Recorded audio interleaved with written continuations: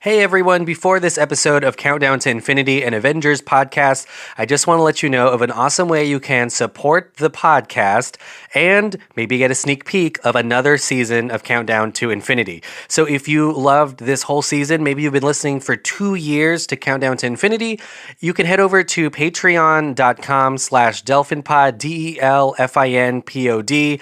You'll be able to support the pod there. You can even see some exclusive video podcasts that we didn't release on our regular feed, including Into the Spider-Verse episode, Sony's really fun Academy Award-winning animated movie.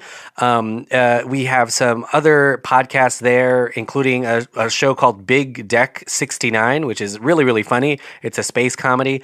But you'll also be getting the first news and the first couple episodes of Season 3 of Countdown to Infinity before everyone else does. So please consider going to patreon.com/dolphinpod and supporting the pod. We don't put ads in our podcasts because we don't want to. Ugh.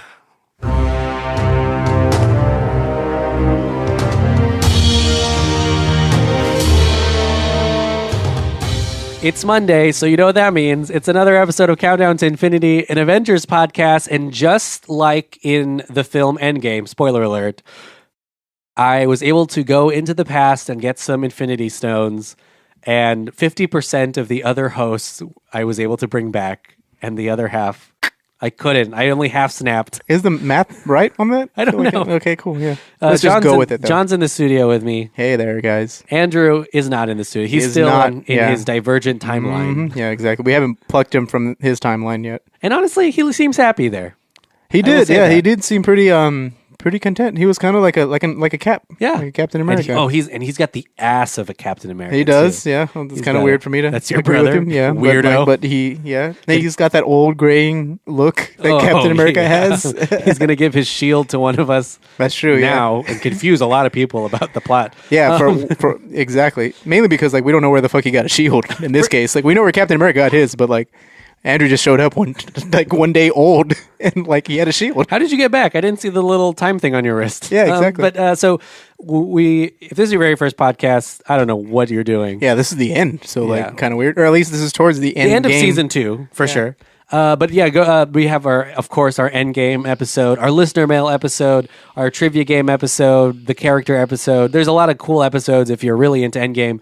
Just look back, and if you're really into the MCU, there's a lot of episodes even further back.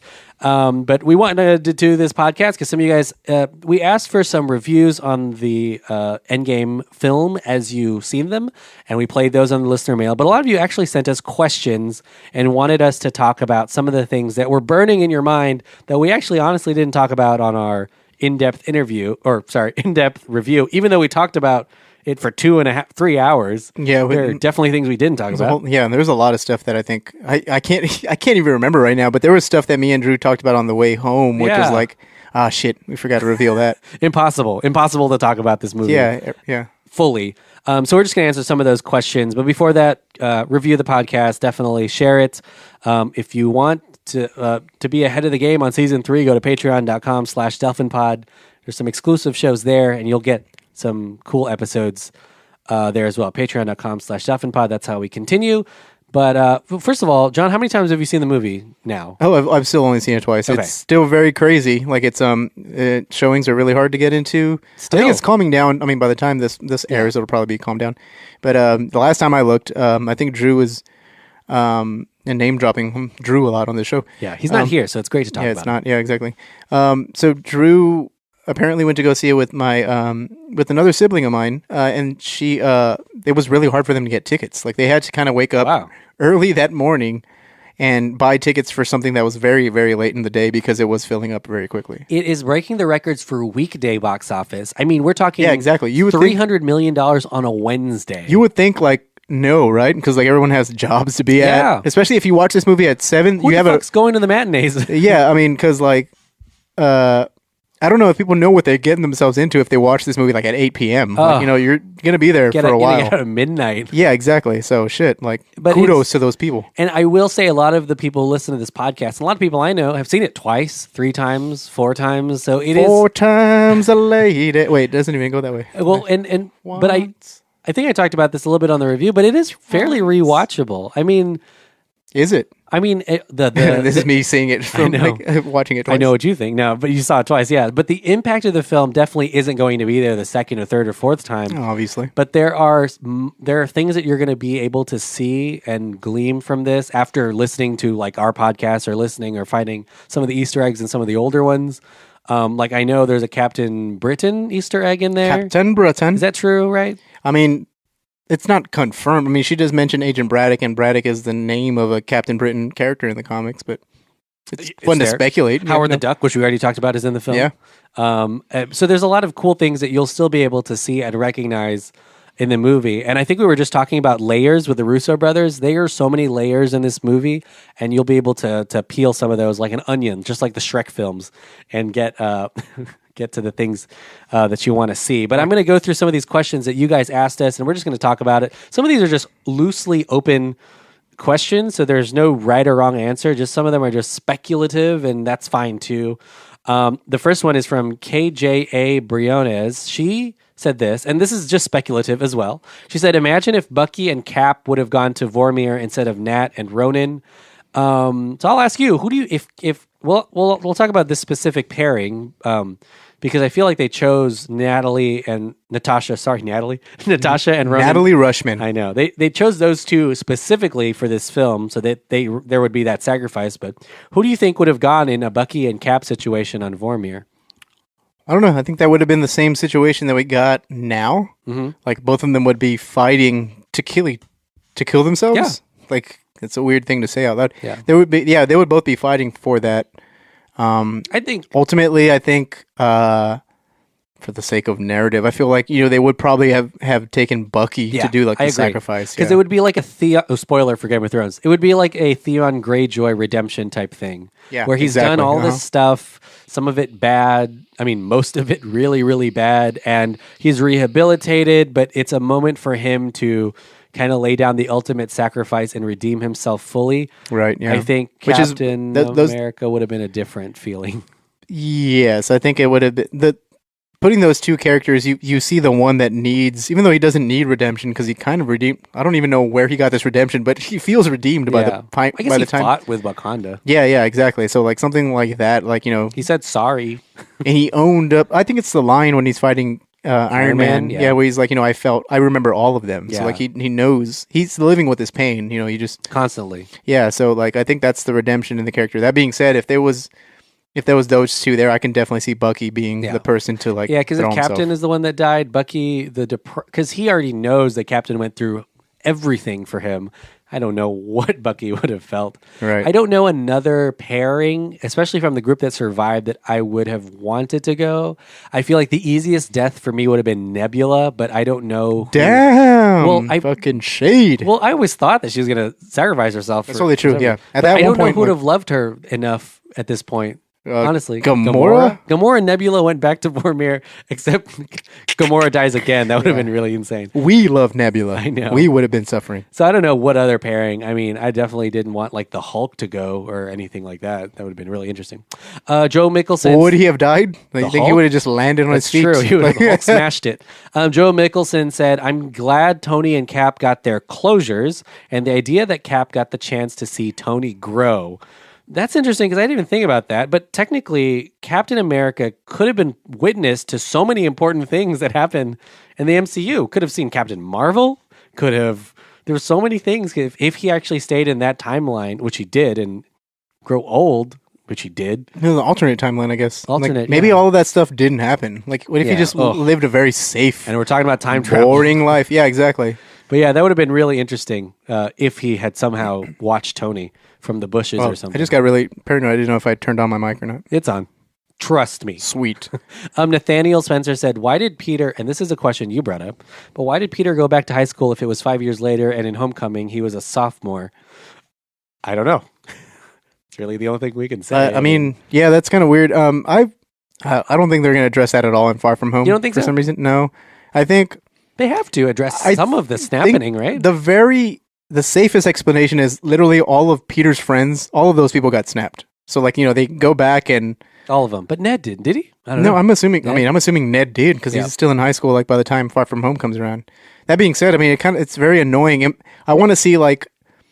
I know Flash Thompson is still the same age in Far From Home. Yeah. But like, imagine like Flash Thompson like just being like 5 years older and being like, "Oh, guys, you guys got to go back and finish the fucking 11th grade." Yeah, and and one of the biggest things to me was I know that scene was like right towards the end of the film, but did everyone just go to school the next day? Like, I don't know. Like, it seems like with different people. Yeah, like it's just like back to school the next day. I feel like there has to have been at some time like these middle schoolers who are now like in school with people who disappeared 5 years ago. Who like, are younger like, now. That's fucking older. Imagine like the fucking trip that those guys are having, like, and the administration who are still around. It's just crazy, and that's kind of the cool thing about where they've left the world is it's a very different world, and I don't know, like the things that happen in Endgame have such lasting effects in the rest of the MCU without a time jump or something like that. I don't know what's going on.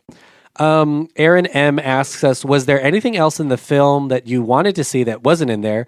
An example would have been a reunion with Nick Fury and Carol Danvers.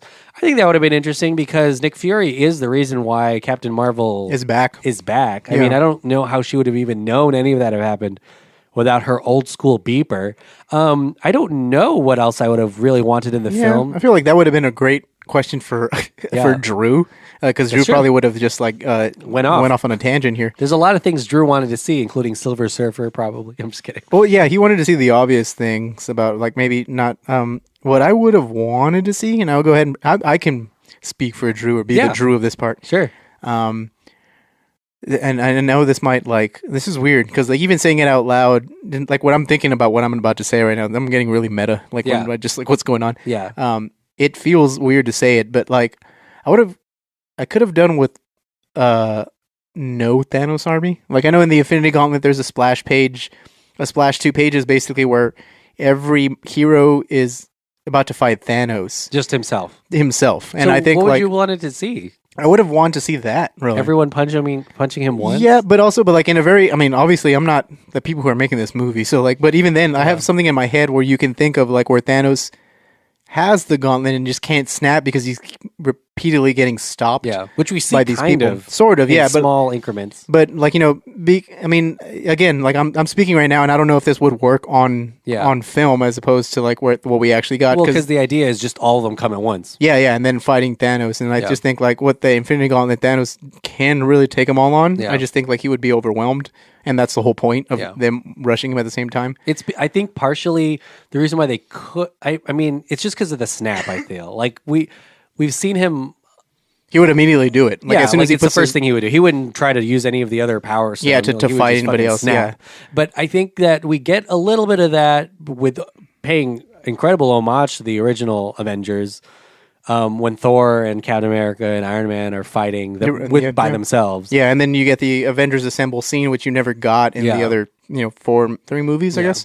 It would have been interesting if I think the villains that he called his sons and daughters would have, I mean, they play a really big role in Infinity War, so it's not like they're out of the blue or anything like that. But they do play a really diminished, like, henchman role. And so, I feel like that last scene would have probably been more elevated if we explored more of the powers that they had. We see a lot of that in Infinity War. That's why it's kind of interesting. It's not like he has an Avengers version of the bad guys. Right. Like we don't see Red Skull. We don't see like Crossbones or something. Yeah. So it is just literally his army. But again, it was something that we brought up right before the episode. I was like, is everyone just going to punch him once? Because because we were kind of thinking like it was going to go that direction. Which makes his death in the beginning even crazier. Yeah, the fact that they just killed like that timeline Thanos very early on. Yeah, I don't think I mean, that's about it. Like I think again, like what I just said was like wishful. Yeah. Again, it's like a fanboy thing in me that I kind of wanted to see. I was. That being said, I'm totally satisfied with what we got. Yeah. I thought it was pretty awesome. Could have probably done with a little bit more Captain Marvel, but again, it's the circumstances of how the movie was made. So, I mean, and then who they wanted to focus on, and because that's another thing we talked about I know we're going back to the thing we talked about before the movie even came out, but I think I was really interested in who were the main characters, and it's very clear that it's the original ones, and then special emphasis on Iron Man. Like it really is, and I like that, especially since now it looks like Chris Hemsworth is coming back for more.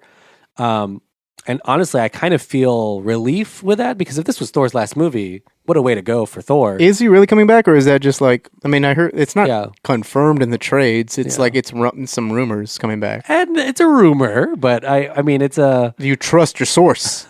I trust my source. Twitter. I feel like with the MCU, these rumors are very good. Okay. Like they're very good at quashing rumors that are not true.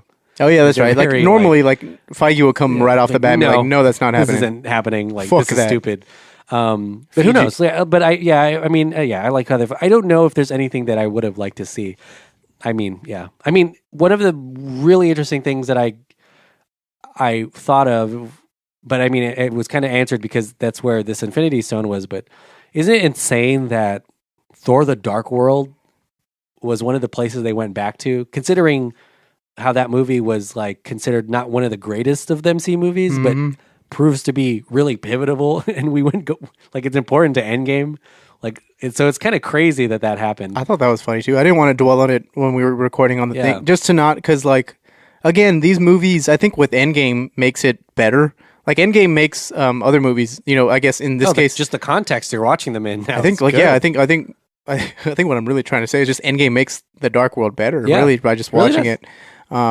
And it was that being said, it is really weird for Marvel to do that, especially because like Thor: The Dark World is usually mangled. When it comes to like fan discussion. But but it's so important to the MCU. Even Thor himself is like joking about it. Like there was like the Dark Elves, woo! Like that's like I feel like to me that's like a backhanded like a little backhand compliment. And I got to say though that there's even though that we and critics may have this kind of weird feeling about the Dark World, and including the Incredible Hulk, Alan Taylor did show up to most of these MCU reunion stuff. I think like he's really successful. Yeah, he's genuine. I mean, he went back to Game of Thrones after it, so like fuck.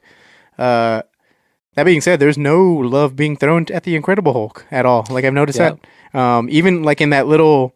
If anyone remembers, or if you go to like the Marvel Studios Instagram page where they thank everybody for being a part of their universe, there are 21 movies in that graphic. 21. 20, the 22nd, the Incredible Hulk is not on that bracket even though at Iron all. Man cameos at the end of that movie. Yeah, and though we kept that character, the Colonel guy. It's General Ross. General Ross, we kept him. Like he's in this. He's in Endgame. But no one else. Like there's no Liv Tyler. There's no who made that movie? I forgot. We talked about it. Louis Leterrier. He went on to direct other movies like the Brothers Grimsby and other stuff. Because even like Kenneth Branagh came back to all the MCUs. Yeah, so everyone in that family is. Yeah, and the Incredible Hulk is like almost like it's very more apparent than ever. Like they want to kind of forget about it, which is kind of sad. But I get it. It's it is so different. It is very different. It's down to the casting. Really, it's like very different. Other than like General Ross. Casting, tone, the tone. It's just like everything's very different. But the fact that it did have like. Stark at the end of it, and the fact that it's kind of like to me, it's satisfying because of the way Hulk fights another Hulk, which you don't get in any other movie. Yeah, and I feel like we're never gonna get because the way that Kevin Feige talks about the Incredible Hulk, it sounds like he's a commodity he does not want to spend on just anything. Well, I think it's because like I think he said it like just flat out too. We've tried 2 times. And it didn't work, like single-wise. And even now, he's like, we feel like his storyline and his character arcs can take place in these Avengers movies, or like in these movies where he's paired up. And honestly, I feel like he does change quite a bit in these movies. He does, totally. He has an actual arc that does like have a completion here. Endgame does kind of complete his arc. I mean, it's fun to think about that Hulk is going to stay, like, Banner doesn't want to stay, like, human size, which is kind of weird.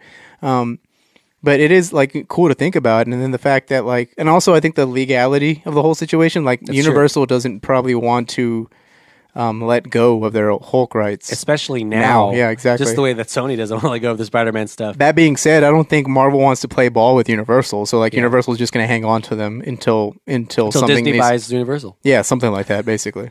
Aaron M. also said it's agreed that we all want a spin-off with Steve Rogers putting back all the Infinity Stones and meeting up with a Red Skull.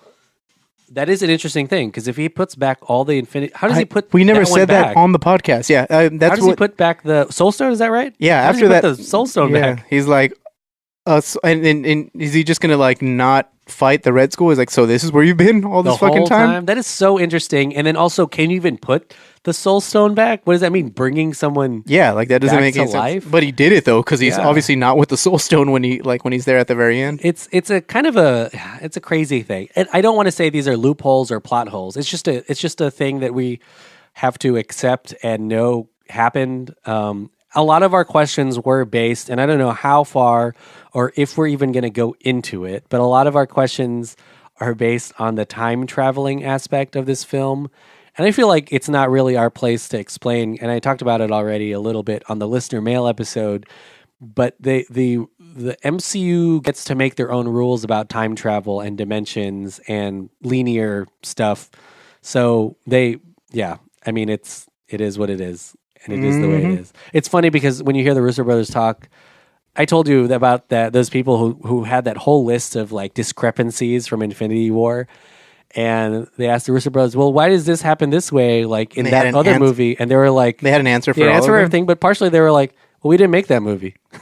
We're like, "That was an art. Like this is how it works in ours." That's a good explanation. Yeah. Really, like what's happened to the timeline in Spider-Man: Homecoming? Yeah, the timing thing. Yeah.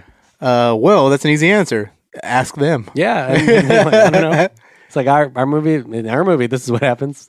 But it is interesting, and I love that because like the fans, I feel like, oh shit, like I feel like at this point I almost wanted to attack those fans. I just because it's not mean what you're going to say, right? Well, no, it's just like that leaves itself open for like some brutal fan attacks because like this is the whole reason why people don't like the continuity of the X-Men movies because they don't watch each other's movies. And now I don't think you've said it on the podcast. You should probably say it. Like have you said it? Like where Feige doesn't let the other I haven't people, yet. So Feige is he's in charge of Marvel Cinematic Universe Studios, everything. Yeah, but he does leave. He gives a lot of autonomy to the filmmakers. So one of the biggest things named he Edgar does, Wright. Yeah, really? But one of the biggest things he does do or doesn't do is he doesn't let these filmmakers mingle in each other's movies. So the Russo brothers talked about starting the production of Infinity War and never seeing Black Panther. Yeah. And I think they set up a meeting with who's the director of Black Panther? Ryan Coogler. And for 2 hours, they talked about the world that they were building. But they weren't allowed to see the movie. And the Russo brothers just got, from that 2-hour meeting, everything they needed to know. And on the day they were filming the Wakanda scenes, that's when they learned about the war chant. And that's when they were rewriting for things from the Black Panther. But the reason why he doesn't let the filmmakers see each other's movies is he knows that the Russo brothers and Joss Whedon and Jon Favreau, they helped create the Marvel Cinematic Universe, what it is. And not only that, they're super successful filmmakers outside of the Marvel Cinematic Universe, and he doesn't want them to influence the other films. We're talking about the same Joss Whedon? No, I'm just playing. Sorry. Because imagine if the Russo brothers saw your cut of your Marvel movie and gave you a suggestion. You would probably take that suggestion because you're like, okay, these guys know That's totally true. And then you're like, you're totally right. And now you may not be making the thing that you want to make. And so I get that. And I get that he doesn't really want, and even down to the scripts and things like that. Like he wants to make sure things are linear and things are cohesive and they're part of the canon. But that's about it. But that's about it. Like if you decide to do something, like that's fine. That's your movie. If Taika leaves Thor and these characters in a certain place, that's fine. Like it's up to the next guy to pick it up where you leave it. Ooh. So. And then not really though, right? And not having to. They can write off the characters they don't want or add the ones that they really love from their thing. Uh-huh. So that's something that's really cool about it. And I think we talked about this on Revenge of the Sequel, which is I believe out right now, or our latest podcast. But a lot of the can you hear me vaping? Sorry, I don't know. Oh, okay. I don't know. I was asking the fans. Oh, sorry. No, I'm just playing. Can you hear him vaping, baby? But a lot of these things are becoming like TV series and TV shows. And so all that Kevin, I think of him as like the showrunner. And so these directors have power over their episodes, but it's as long as it all leads up to the finale that it should be or something like that. That's right. Really, it's kind of like watching the behind the scenes of Game of Thrones now. There are directors for every episode, but the showrunners are the ones that are. It's totally true. Like, guiding the thing. And they're very not that there's not any horror stories from Marvel's past, because there is, Alan Taylor, the Edgar Wright situation, stuff like that. Even the James Gunn thing, which was recently, like that's a very exactly. dramatic thing that happened. Yeah. So like, I mean, stuff can like little forks, can be stuck in the road, eventually, but really it needs to be. It's really awesome that that Feige just leaves a whole lot of like the freedom up to the filmmaker, unless it's very, very, very different. Important, yeah. And the other thing too. I mean, we talked about Edgar Wright and James Gunn and Alan Taylor. Well, and some of the I would quote unquote drama that happens behind the scenes happens before they start to film, which I think is really important. That's it's very telling of what the process will be. If you're clashing a lot at the beginning, then you got to know that something's gonna. They're not gonna let you shoot and then reshoot and then reshoot. Right, yeah. So that's. I think they may have learned that from Incredible Hulk, honestly. Yeah, and also maybe. I mean, because some Dark World, maybe also some Disney stuff too. Yeah. I think. No, they didn't know that at the time, because I was like, I think Solo was like an example of letting them do a whole lot and then not.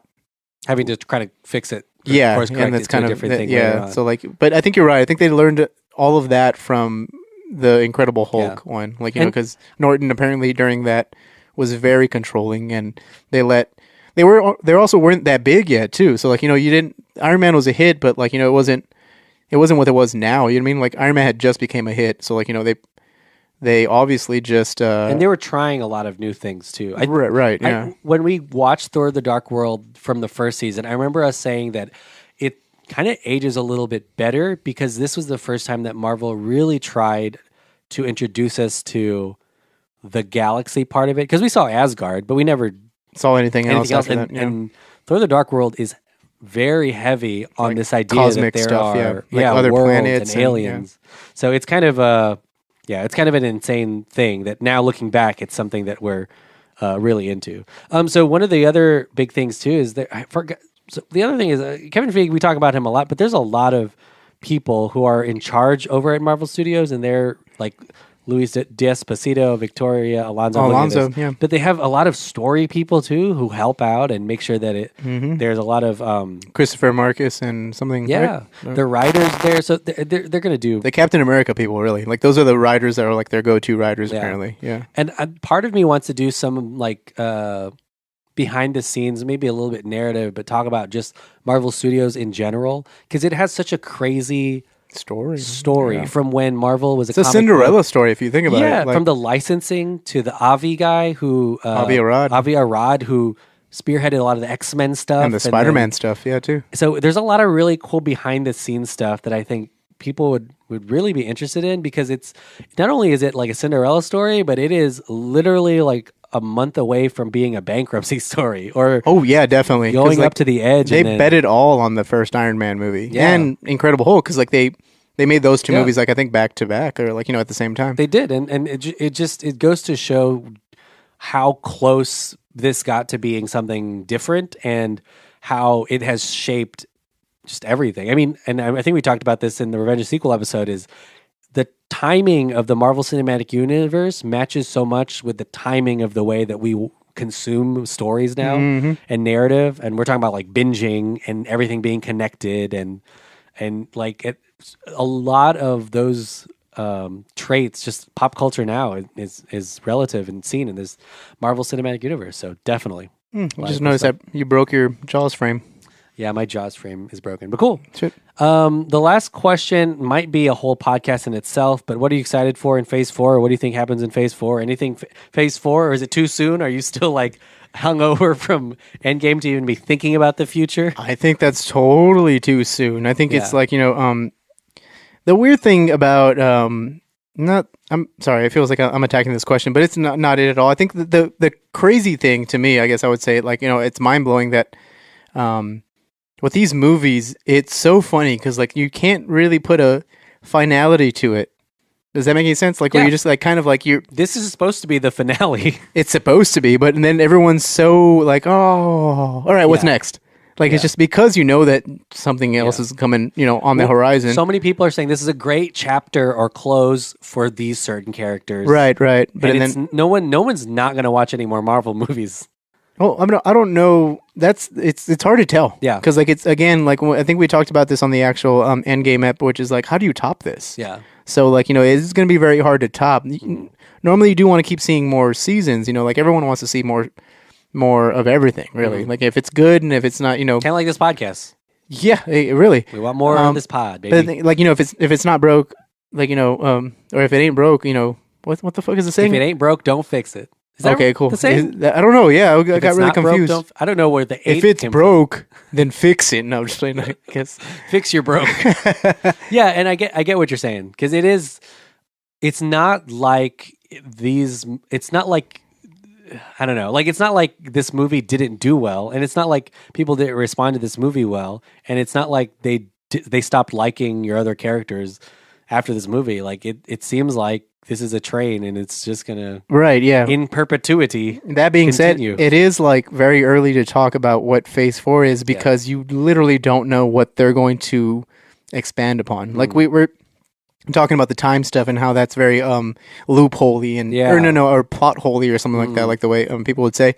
But I mean, there's interviews with the Russos now that you can go and watch or even just read where they say like that's not a plot hole. Yeah. Like it's something. This is what's happening, yeah. Yeah, and then like people are just kind of like flabbergasted, like, well, then what happened? He's like, I don't know. Just they don't even say stay tuned. They just said like, I don't know. Yeah. Like, and so I feel like that in itself is a promotion. Like, stick around. Yeah. Because you're gonna see more of whatever the fuck you're gonna see. So it's really hard to be. It's really hard to see what's gonna be next and what's gonna catch on. The obvious answer would be like, I'm excited for Doctor Strange 2 or Captain Marvel 2. Black Panther 2. Yeah, Black Panther 2. Whatever Captain Marvel does next. Yeah, so that's pretty, there's stuff to be excited about. I think just the possibilities are endless. I think Black Widow is really the wild card because, like, you really don't know if they're doing a prequel or if they're going to do something weirdly sequel-ish or something. Yeah, if they do a prequel, it would be interesting because it would be one of the first times that they go back without moving forward. Does that make sense? Because even Captain Marvel is technically a prequel, but it definitely moves it forward. So this would literally be the closest thing to just a standalone movie. And see, like I wouldn't count Marvel out there. Like I don't think they're interested in doing something like that. Yeah. So it's up in the air. It depends. Like naturally, I feel like the natural reflex for anything after some kind of big reset like this is to go small to build to something big again. But who knows? I mean, it's exciting, and I think that we're going to be focusing a lot on these movies as just singular movies. I think it would be really dangerous to have like a second Thanos so quickly. Right. Think about how long it took to introduce Thanos too. It took a while. Like probably like 8 years, like over the course of like actually 6, maybe 4 or something like that because definitely wasn't in Iron Man. No, not at all. But like, the first Avengers, I think. Even you got, the first Avengers, but you actually got him speaking like 2 years later in Guardians. Yeah. Josh Brolin wasn't even cast for. Yeah, for even the Guardians movie, or like it was Sean Gunn playing like his motion capture and his voice on set. So I think that would be a natural thing and a smart thing to do. Not go straight into another villain. And remember, it took 10 years to get to Endgame. And Marvel has patience and they trust their filmmakers. And I feel like it may take another 10 years before they get to something really insanely big. I think that in itself is fascinating, though, because Marvel's never been one to disappoint fans. That being said, they've never been one to play as predictable. I mean, Andrew would probably debate that here, but like they've never been one to be as predictable as people think they're going to be. I 100% agree, and that really boils down to who's writing and who's making those movies specifically. Right. But also, Marvel has to be okay with that. I mean, we think about. I mean, I just keep thinking about the Russo brother movies because we've been talking about it for so much, but like Civil War and Winter Soldier, and how those movies kind of turned the whole MCU on their head. But even thematically, things like Guardians of the Galaxy, which is fresh and new, Doctor Strange, which is different than everything else. Like there's a lot that they can do to breathe new life into some of this. And I think, I think there's room for new characters. I think there's something that I read recently that Feige and the Russo brothers says you don't have to wait that long for a Latino superhero or for an LGBTQ superhero.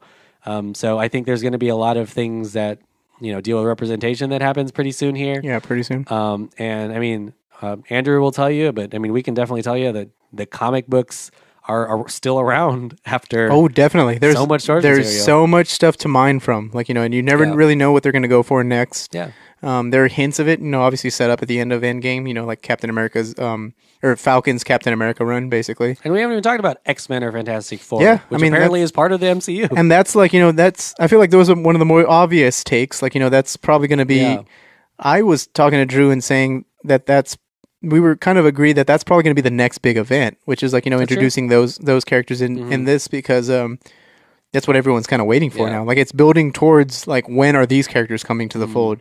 That being said, I mean, I don't know what Marvel's, you never know what they're planning. Yeah. And the same, what I remember when they announced the Inhumans movie, which, obviously never came to be. Which may still, we might still see that movie. Not one really. day. I mean, it became a show, but the thing is, like, that's kind of crazy. Like, I didn't know that was happening.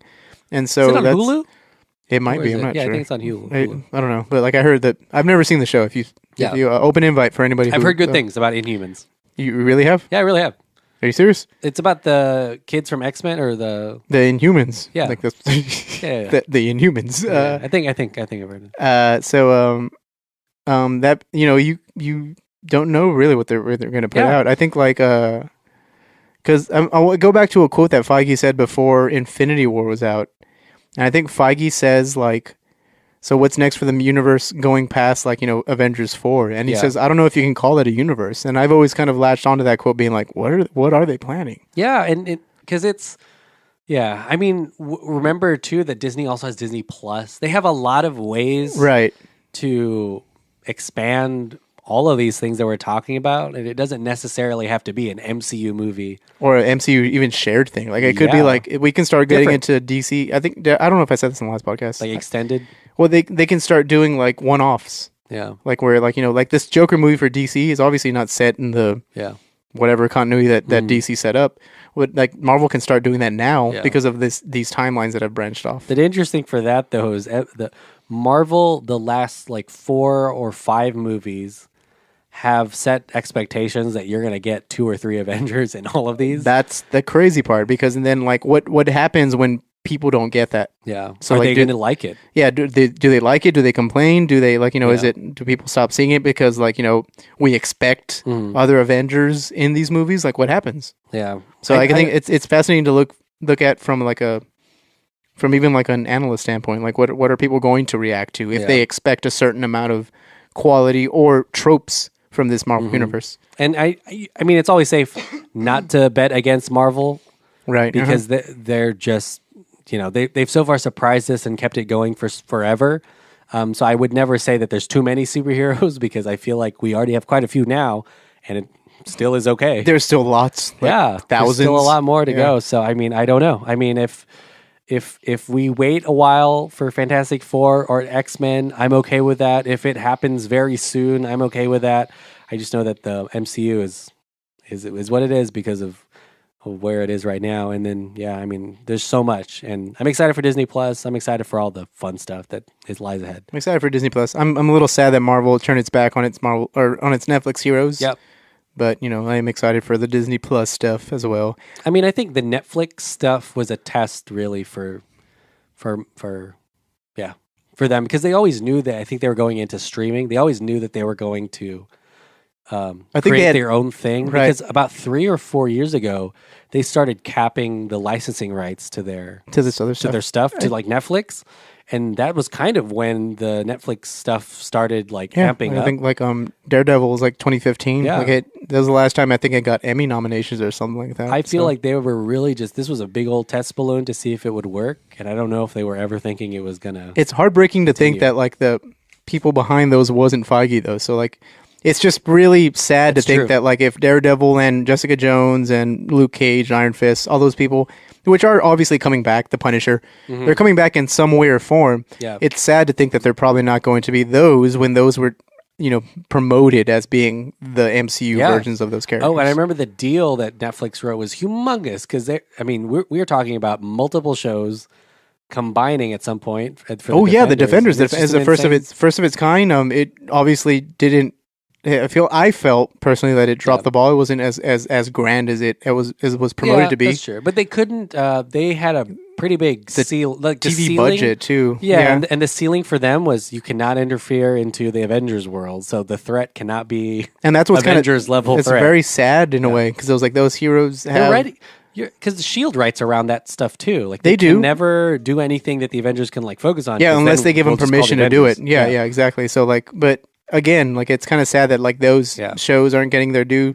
That being said, they just I think by the time of this is coming out, they greenlit a Hulu Hellstrom, the Hulu show with I think Hellstrom, and then also Ghost Rider. Yeah, I was talking about Ghost Rider. Ghost Rider is Ghost Rider, which is it feel like might be a spinoff of the Agents of Shield one because that same guy who played Ghost Rider in Agents of Shield is playing it in that Hulu show. Now mostly owned by Disney. Owned by Disney, yeah. But again, like is that an MCU one or are they just going to stop mentioning that? Like this is just Marvel. I think that now that you actually have legit Avengers have their own shows, it's going to be really interesting. And I don't want to say difficult, but it is like, these shows had to write around not having the Avengers in them. And now the Avengers are going to have their own, like with Vision and Wanda and obviously Bucky. And you kind of wonder how expensive these shows are, though, yeah, because that's the whole reason. Like, it's the whole reason. Like Loki has his own fucking show. Are you kidding me? Well, because I was laughing because at one point, I mean, I think we mentioned this. Maybe I keep saying that a lot. I think we've mentioned this in the past. Yeah. Blah, blah, blah. Who knows? We talk so much. Yeah, exactly. Who knows? But Nick Fury at one point said he should be on Agents of S.H.I.E.L.D. He was like, that should be my show. He's in charge of S.H.I.E.L.D. Yeah, and he was like, well, I don't know why that isn't my show, but everyone knows it's because, like, you're Samuel fucking Jackson. We can't pay for you. Yeah, like, that the entire budget goes towards you and, like, everything else. So that's probably why, at the very end of the day, like, you don't have Iron Man showing up in Daredevil or something like that. You know what I mean? Because, like, who the fuck is gonna like? Is Feige directly? I don't know if you know this. Is he a part of the Disney Plus stuff? He's spearheaded people. Yeah, and that's why Drew a couple of days ago, because I think I was talking to Drew about one of our listeners who called him out on a Cosmic Ghost Rider thing. Yes. Drew apparently had pushback, and he actually believed that. That Marvel has that synergy to it, and they were like talking between departments, and I'm just thinking like that's not a thing at all. They're still separate, not at all. And then, but his counter argument to that was basically like, well, Jarvis was in Endgame, so that's a start. And I was like, but Jarvis comes from Agent Carter, the show, which is the only TV show produced by Feige. Yeah, only TV show. Yeah, I can see how. I don't want to say it's control because we just talked about him being hands off so much, but the things that he cares about, he's going to put effort into, and the things he doesn't, he won't. So that says a lot to like the other Marvel heroes who are on TV. Yeah, if you think about it. So I just think we're going to have I think they're going to be great. I think the budgets are going to be insane because Disney wants to beat Netflix and Hulu, which it partially owns, which is weird. But I think that you're going to see like Game of Thrones level budgets on these movies, or sorry, these shows on Disney Plus. And I think the production quality is going to go above what we see even in Agents of S.H.I.E.L.D. or in Daredevil. The Daredevil. Defenders, yeah. This is going to be like Disney branching out. And, we talk about how these MCU stuff seem like it's a TV series, and now like it is. It will be. A TV like literally. Series. So I think that's just insane. And I think they're going to lose a lot of people too. Like it just flat out because it's hard to watch a season. Yeah, it's harder to commit to TV than it is to a movie. Yeah, but I don't know. The Mandalorian looks good. That's true, but you also have to there's already by the time Disney Plus comes out, there are loads of streaming services already. Like you're adding one more to the fold.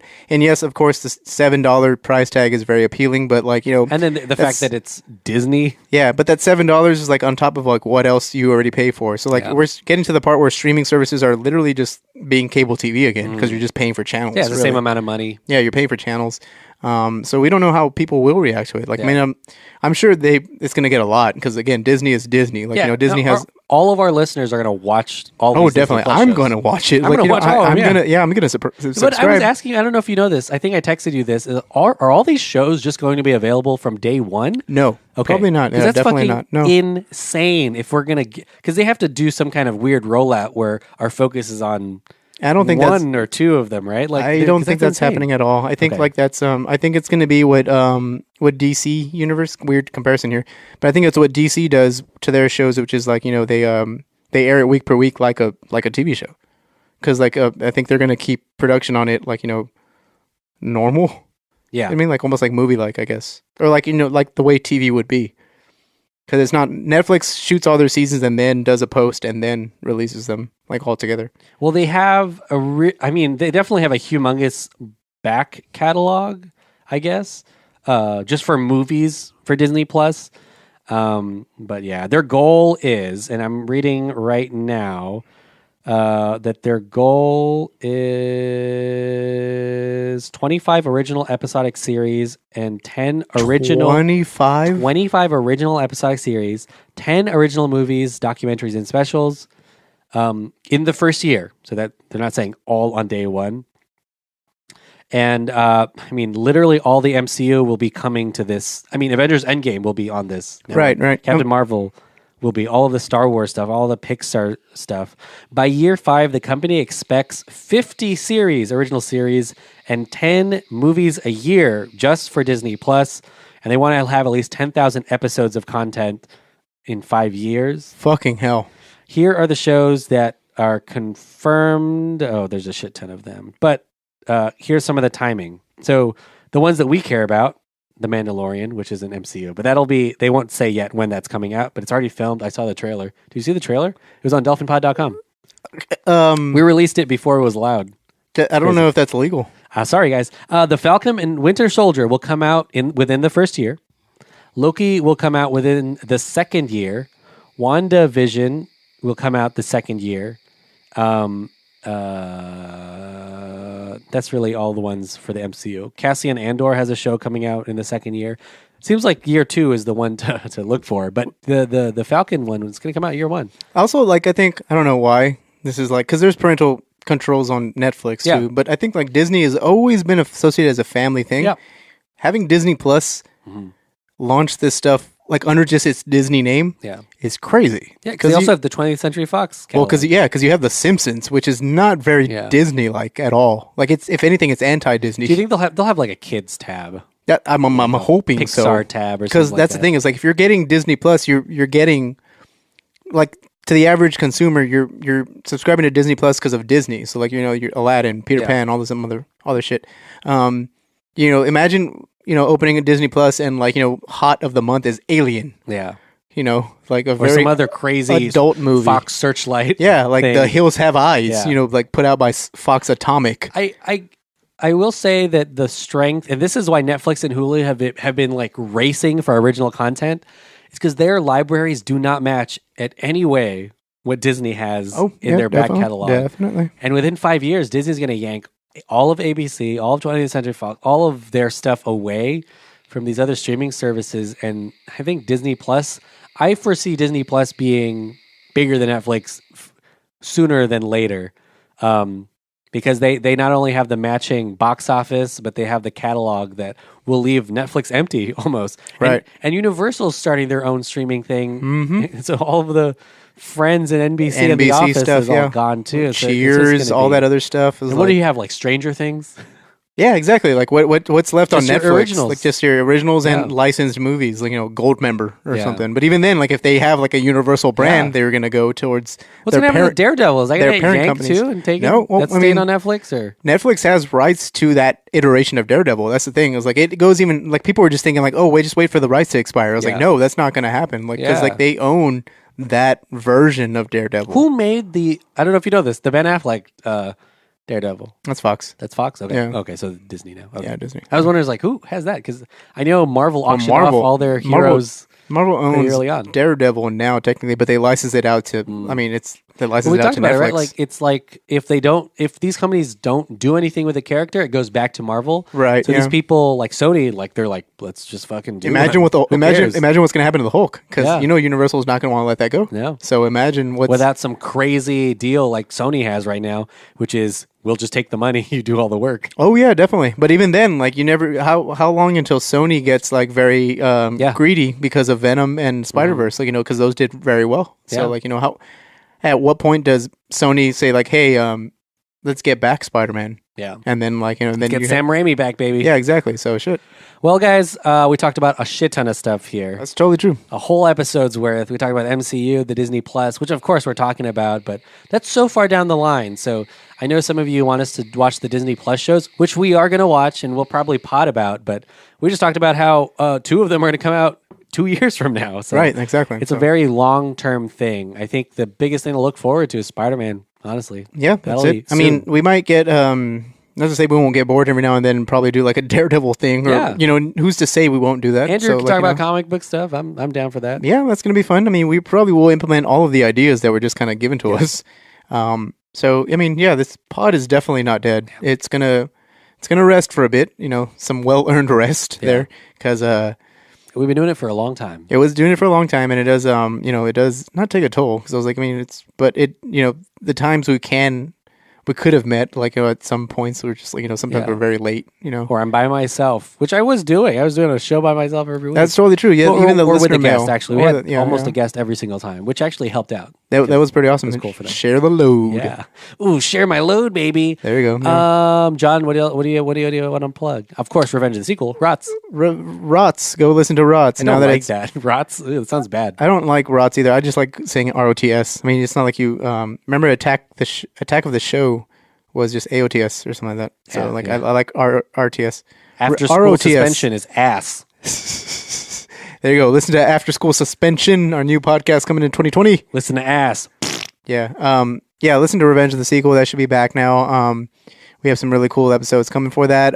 What are they? I don't know, because we take that one a little bit more loosely than this one. Listen to Director Showdown on the Sticker Fridge front. You might get some exciting episodes. One specific episode that is really exciting in the future, which is going to be pretty funny. Keep on the lookout for that. Obviously, check out their other seasons. I think they just finished up their David Fincher versus Christopher Nolan pod, which is a very exciting season. You'll find me on the Prestige episode of that. And just keep doing what you do also too.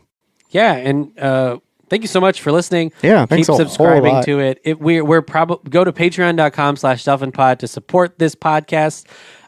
We'll definitely share any news of the new season there first, and keep liking Delphin Pod. Keep an eye out. We have so many fun things that we want to do. Yeah. Mm-hmm. And we can't do it all. We can't do it without you. So thank you all. So much. Exactly. We will see you back here for Spider-Man: Far From Home. I know. We'll see you for Sonic when we talk about Sonic the movie. Sonic the Hedgehog: Far From Home. Yes, exactly. Which is technically, oh God, I hope it's in the MCU canon. Ooh, that's gonna be awesome. It's Sonic Paramount. is a superhero. Yeah. He has teeth. Yeah, you need those for biting superheroics. Where do the coins go? What coins? In Sonic, the coins are rings. They're rings. Sorry, the rings. Where do they go? Mario's coins. Where do they go? Yeah, they go inside of Sonic. Okay, that doesn't work out. It doesn't, but video game logic. Not inside. God damn it! Not all right. I've got a ring inside me, but that was from something that went wrong yesterday. Exactly. Yeah. Bye. Later.